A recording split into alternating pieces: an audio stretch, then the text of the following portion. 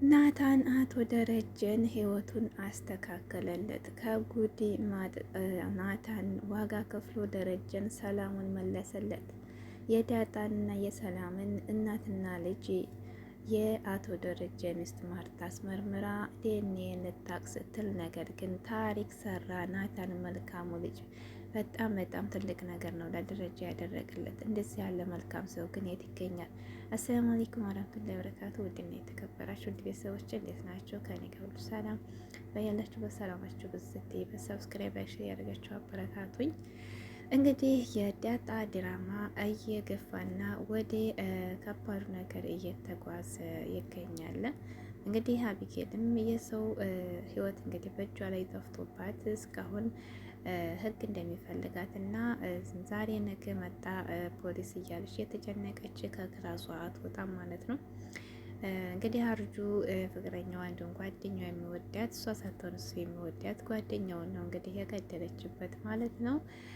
በዛ የተነሳ እንግዲህ ደረጀም ትክክለኛ መልሷና መሆን ያለበትን ነገር ለአቢጌል ነግሯታል። እሱ ምንድን ነው አንቺ እኔን ትዳር ለማፍረስ እኔ አባትሽ ላይ አንቺ ጨካኝ ሆነሽ ሀቅ መውጣት አለበት እያልሽ ህይወትን እያበላሽሽ አይደለ እንዴ? ስለዚህ ሀቅ ደግሞ ተሆነ የሰው ህይወትም ስላጠፋሽ ሀቅ ደግሞ መውጣት አለበት ካልሽ ያንቺንም ሀቅ እውነቱን ሂጂና እጅሽን ስጪ ብሎ ትክክለኛ መስመር መልሶላታል ማለት ነው።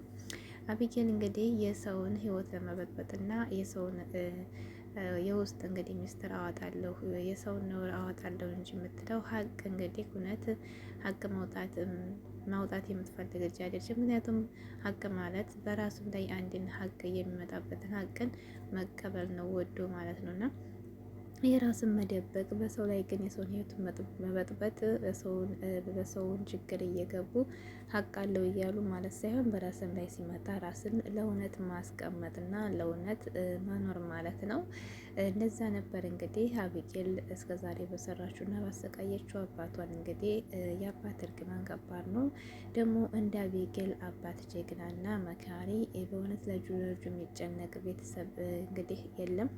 አቢጌል በጣም ደረጀ እንግዲህ በነበረበት ሁሉ እሷ አትገኝም። ምክንያቱም እናቴቱም ራሱ አንቺ የኔ ልጅ ነሽ ወይ እያለች የመጠራጠር ደረጃ መጠች። ምክንያቱም እናትና አባት እንግዲህ ለልጆቻቸው ለትዳራቸው ለክብራቸውና ለማንነታቸው ልጆቻቸው የሚከፍቱ ዋጋ በጣም መልካምና ጥሩ ሁኔታ እስካለ ሆኖ ልጅቱ ግን በጣም በእነሱ ቦታ የተፈጠረች አይደለችም። ምክር ማሰማም በጣም በጣም የተለያዩ ናቸው። የእናት ልጅ የእናት ሆድ ዝጉርጉር ነው ይባላል አንዳንድ ጊዜና እንዲህ ያለው ነው እና ልጅ አንዳንድ ጊዜ አባትነቱ መስሎ አይወጣም የሚባል ነገር አለና እንግዲህ አቢጌል በጣም የማታስብና ለቤተሰቦቿ ጠብ እንግዲህ የምትፈጥር ሰላምን የምትነሳ የቤተሰቦቿን ትዳር መፍረስ ተቀን ተቀን የምትታገል ልጅ ናት ማለት ነው። እና ናታም እንግዲህ በግዴታ ታገባኛለህ እያለች ብዙ ማስፈራሪያ ብታወጣበትም ነገር ግን ያ ሁሉም ተጠራሙ። መጨረሻ ላይ ግን መቀመቅ ወደቀች ማለት ነው። የሰው ህይወት እጇ ላይ አረፈ ማለት ነው። እናም እንግዲህ ዳጣና ናታም እንግዲህ ፊት ለፊት ዳጣን እወዳታለሁኝ አገባታለሁ እያለ ጨጓራውን እያላጣት ነው ማለት ነው። እንግዲህ አሁን ላይ የዳጣና የናታ ጊዜው ሆኗል። ይህን ያደረጉ ግን ታግሰው መክረው የሚብላ ነው እንግዲህ ሁሉ ያደረገችው። በዛ ላይ እነሱን ሳይሆን አባቷንም እንግዲህ በጣም እያሰቃየች ነበር ማለት ነው። ለእናቲቱም እንግዲህ የዳጣና የሰላም ልጅ እንደሚሆነው ወረቀቱ እንደሚቀስ ተናግራ እናይቱም በጣም ብዙ ነገር ሻክካና ሆዷ ፈርቶ ነበር። ነገር ግን ያን ነገር ለማረጋገጥ ደግሞ ማርታም እንግዲህ የደረጀ ሚስት ጥፍሯን ቆርጣ የዳጣና የሰላምን አድርጋ ዲኤንኤ ወስዳ ነበር ማለት ነው። ደግነቱ መልካም ሰው አንዳንድ ጊዜ ሲኖር ሰላም ይፈጥራል፣ ለሰዎች ይጨነቃል፣ ከራሱ በላይ ያስባል እና እንደ እናታ መልካምና አስተዋይ ልጅ በእውነት በጣም ደስ ይላል። ልጅ ከወለዱ አይቀር እንደዚህ ነው፣ ለራሱ ሳይሆን ለራሱም ለሰውም የሚበጅ ልጅ ማለት ነው። እና ናታን እንግዲህ አጋጣሚ ተውጭ ሲገባ ዳጣ ቤት ውስጥ ስትጮህ የሆነ ስሜት ሲሰማ ተደብቆ አያቸው ማለት ሲያቸው ግን በጣም ነበር የደነገጠው። ይህን ነገር ጠርጥሮት ነበር ማለት እንደሚሆንና ማርታ ጥፍሯን እየቆረጠቻት እና እያመማት ነበር የጮኸችው ዳጣ ማለት ነው። ምንድን ነው እንግዲህ የሰላምና የዳጣን ጥፍር ያን ነበር ይዛ የሄደችው ማለት ነው። ቆርጣ ልቁረጥልሽ ብላ ማለት ነው። ከዚያም በኋላ እንግዲህ ናታን ምንድን ያደርገው ክላሱ ገብቶ ግዴታ ጥፍሩን መቁረጥ ነበረበት ማለት ነው። ጥፍሩን ቆርጦ እንደገና ከራሱ ላይ ማርታ እንግዲህ የዳጣን ጥፍር ቆርጣ ወደ ክላሷ ገብታ ስታስቀመጥ ከመድና ውስጥ አይቷት የድፍረቱ በእውነት ናታ በጣም ደፋር ነው። ማርታን ተከትሏ ክላሷ ገብቶ ስታስቀምጥ እሱ ከኋላ ሆኖ ነበር ያያት ማለት ነው። በጣም ጀግና ነው በእውነት።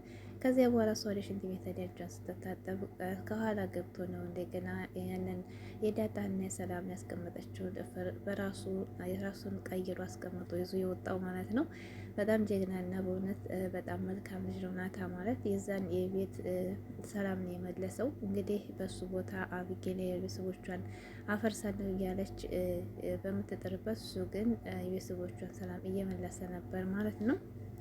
እናም እንግዲህ ከዛ በኋላ ማርታም ደግሞ መቀየርን አላወቀችም። ያንን ጥፍር እንግዲህ ዛሃዳ አስመርማሪ እኔ ወረቀት በመታሰር ግን በጣም ነበር የተደነቀው ደረጃ ራሱ ይህን ወረቀት አንብበው ስትለው በጣም ነበር የደነገጠው። ማና አንብቤዋንች ምናምን ሲላት አነበበችው። ነገር ግን ደግሞ እሷ እንደጠበቀችው አልነበረም። ወረቀቱ ዲኤንኤው እንግዲህ የተሰራው እናትና ልጅ እንዳልሆኑ ዳጣና ሰላም ነው ማለት ነው።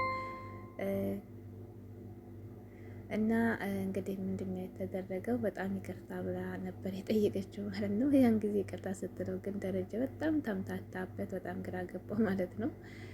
ከዚያም በኋላ እንግዲህ ወረቀቱ እንደጋሙ ሲያይ ምንድን ነው እንዴት ነው የሆነው ብሎ ደግሞ ተጠራጠረ ማለት ነው። እና ከዚያ በኋላ ተናታ አጠገብ ቁጭ ብሎ ምን ሆነህ ነው ጋሽ ሲለው፣ ኧረ እኔ የሆነ ነገር ግራ ገብቶኛል፣ ዴን ያስመርመራ እንደዚህ ልጅና እናት አይደሉም እያለው ነበርና በዚህ ጉዳይ እንደምታንተም ግራ እንደሚገባ አውቃለሁ። ነገር ግን ብሎ የተደረገውን እንግዲህ ሲያሳየው በጣም ነበር ያጀበው እና በጣም ነበር የተገረመው። አንተ የህይወቴ አንድ ሰላም ነበር ያለው። በጣም አመሰግናለሁ። ማንም ያደርግልኝ እና ያረክልኝ የዚህን ቤት ህይወት ነው የቀጠልከው፣ የዚህን ቤት በቃ ሰላም ነው የቀጠልከው ብሎ በጣም ነበር ደስ ያለው በእውነት ማለት ነው። እንጃ አንዳንድ ጊዜ በጣም መልካም ነገር መስራት ያስደስታል። እና ናታም በጣም ይሄ ግዴታ ነው። የገዛ ልጄ ቤቴን ስታፈርስ፣ እኔን ስታስጨንቅ፣ እኔን ስታስለቅስ፣ አንተ ግን ደረጀ አሁን ሰላማዊ ኑሮ ይኖራል። ምክንያቱም ዳጣና ሰላም እናትና ልጅ መሆናቸውን እንግዲህ አረጋግጣለች። ክስረት መሆኗና ልጅን ተከትዬ ባለቤቴን አበሳጨውን እያለች ጸጸት ውስጥ ገብታለች ማለት ነው። እንትና የደረጀ ሚስት ማርታ ማለት ነው። እንግዲህ አንቺን ሰምቼ ቤቴን አፍርሼ ነበር እያለ ለልጅቱም እያለቻት ነበር ማለት ነው። አቢጌል እንግዲህ እናቷም አባቷም ዞሮባታል። መጨረሻ እድሏ እንግዲህ መታሰር እንጂ ሌላ እድል